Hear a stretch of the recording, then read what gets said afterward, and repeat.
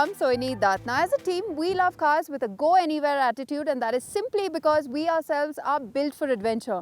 And that quest for adventure has brought us to this beautiful yet extremely challenging terrain of Spiti Valley.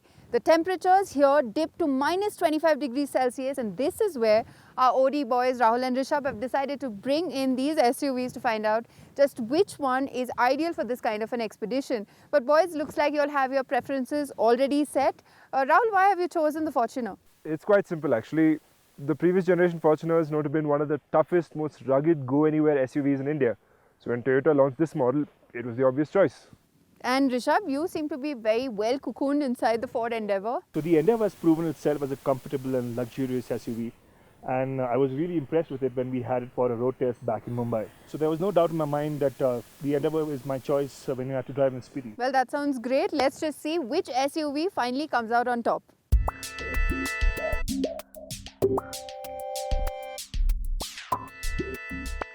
Think of the toughest and most extreme conditions most people would drive their car in. Multiply that by 10 and it still wouldn't be as tough as the conditions we just endured in Himachal Pradesh's Kaza in Spiti Valley.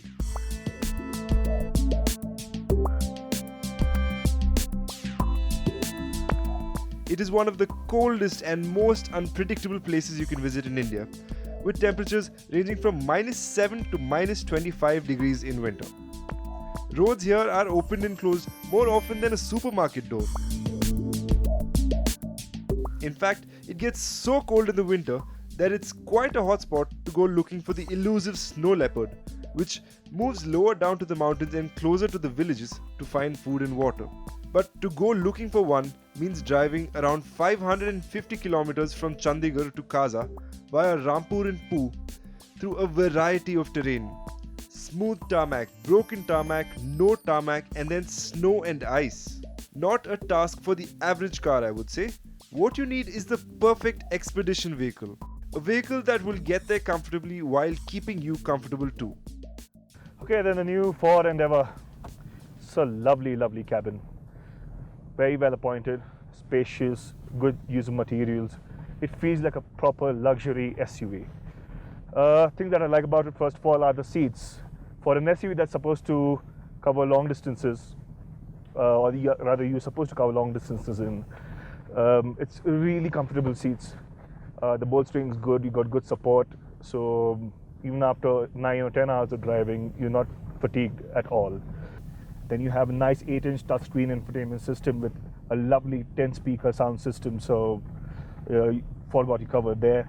You have a nice sunroof here, panoramic, so it sort of helps your passengers soak in the environment around you. And generally it's a very nice and comfortable cabin to be in. I think this cabin definitely outscores the Toyota Fortuners, and I think Rahul would agree with me on that count.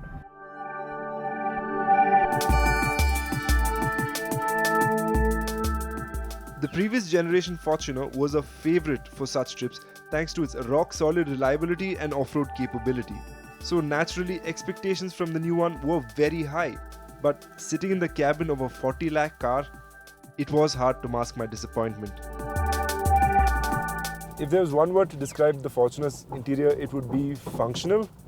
It's got all your basic creature comforts. It's got climate control, it's got an okay touchscreen system, it's got decent speakers, and it's good. I mean, it's ergonomic, it's designed well, it's easy to use. That said, it could have been a little more modern. I mean, you're paying this much money for a car and you do expect some more features out of it.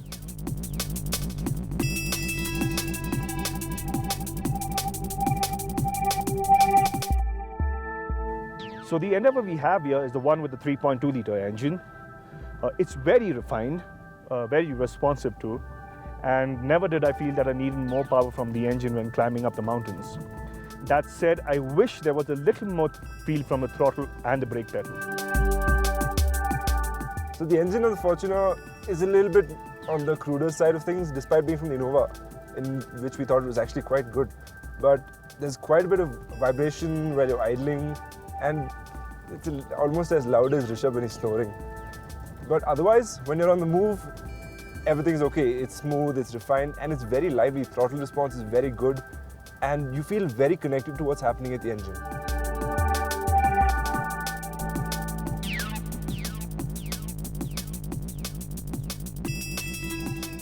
Alright, to be very honest with you guys, I'm an off-road noob. I do not know how to drive off-road.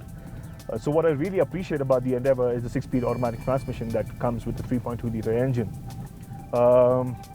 With that, I don't have to do any of these gear shifts. Everything's taken care of. I have the terrain management system in snow mode right now, so it's taking care of throttle response, taking care of the traction control, stuff like that. It's makes life really simple for someone like me who's not really experienced enough to probably drive in these conditions. So that's a good thing. Unlike the Endeavour, the Fortuner I'm driving is a 6-speed manual. You do get an automatic variant as well, but for hardcore off-road enthusiasts like me, I prefer a stick shift. It gives me a sense of control, and to be honest, I've put it in second gear right from when I left the house, and it's just been going and haven't had to shift a gear at all.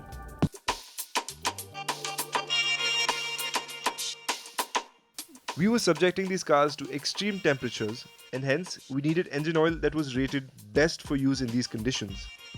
Our best bet was Mobil 1's 0W40 engine oil, which was developed with excellent low temperature capabilities. It's around minus 10 degrees right now, and the most important thing in conditions like this is to keep your diesel from freezing. For that, we've got some antifreeze, and this should keep the diesel from becoming viscous and clogging up the fuel lines, and also help us in a cold start. So we'll see how that fares in the morning.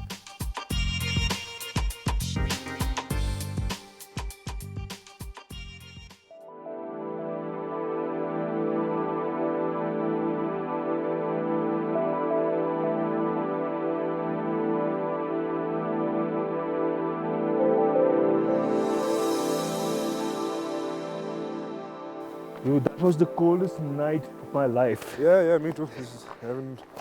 Minus 25 degrees. Yeah, but what will be interesting is, wow, nice. What will be interesting is how the cars start after being exposed to minus 25 all night. I mean, I know Toyotas have been proven in this environment. They start right immediately. So let's see. I think the Ford will start too. Okay, yeah, sure. Let's go. Let's see. Starting the engine after such a cold night is not an easy task. First, you've got to pop up the hood and let the engine soak in the warmth of the sun. While you wait, there's no better time to de-ice the car. Yes, large chunks of rock solid ice that could damage your car permanently need to be broken off before you start the car. This task is just as tough and as time consuming as it looks. But finally, it was time to crank up the engine. Right, so we finished de-icing the car now. I'll do one thing. Let me start the Ford first. Let's see. Okay. Yeah. 1, 2, 3. Oh, it's taking longer than I expected. Yeah. All right, let's go. 1, 2, 3. Woohoo! He got it! Okay, let's see what you throw that is.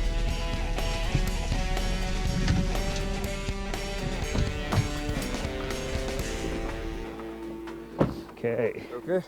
8 times, huh? 8 times. Wow. Really? Good old girl. Good stuff. Let's go. All right, let's go.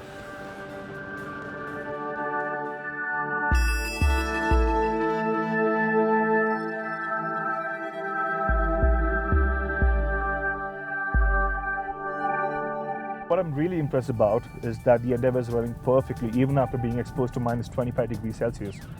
These are extreme conditions, and well, there are no problems at all. No blockages on the fuel lines, nothing. It's just moving perfectly. So really, really impressed with this. Now, so far the boys have been sitting in the heated comfort of their cabins, and they've been telling you how these SUVs perform in this kind of condition. Actually, it's minus 10 now, and the boys have had to get out of their comfort zone, and they have to wrap snow chains around their tires. Wrapping the tires with snow chains is actually fairly simple if you know all the right steps. However, Ensuring you follow those steps to the dot is crucial to your safety and to avoid permanent damage to your vehicle. First, you have to lay the snow chains flat on the road just ahead of the tire you're going to wrap. We wrap snow chains around the front left and rear right tires. This way, steering inputs work and braking is evenly distributed between the front and rear wheels. Once the chains are laid out, you simply drive over them slowly and then join the links.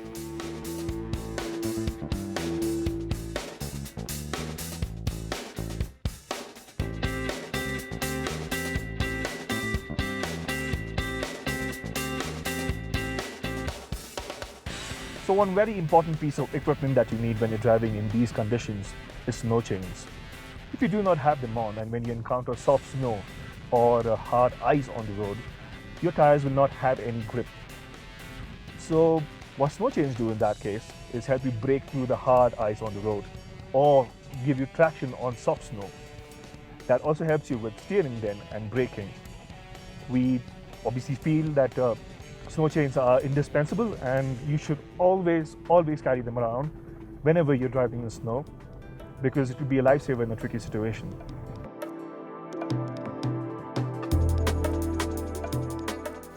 Once we were well acquainted with the snow, it was time for the playground test. It's a test to see which of these SUVs is more capable of getting you out of a very tricky off-road situation. Both cars seemed to make it through the first few meters with relative ease. However, once they started to get closer to the middle, both started to struggle. But using basic off-road techniques that are possible with a manual transmission, like rocking the car, the Fortuner started to plow through again, while the Endeavour refused to budge. Come on, go.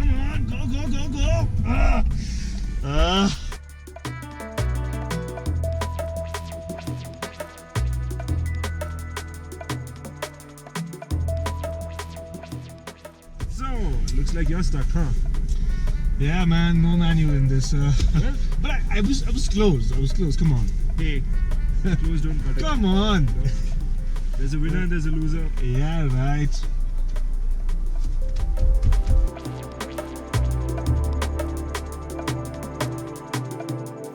Finally, the Endeavour had to be winched out while Rishabh warmed himself with a much needed hot tea. There's some hot tea. Maybe this should help me get us out.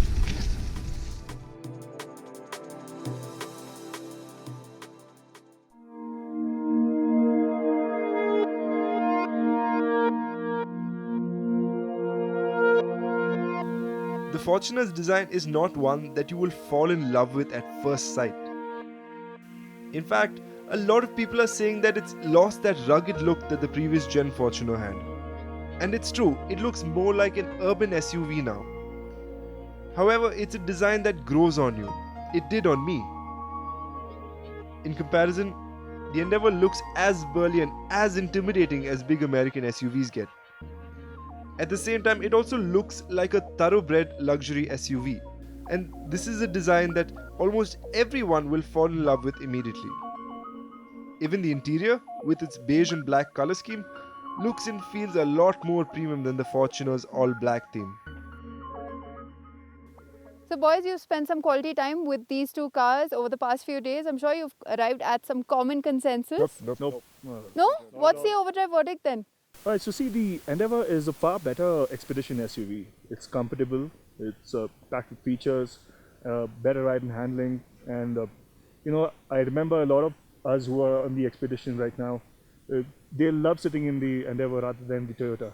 So overall, it makes for the perfect long distance SUV, and most of all, it does everything effortlessly. So in that respect, I think it's slightly better car.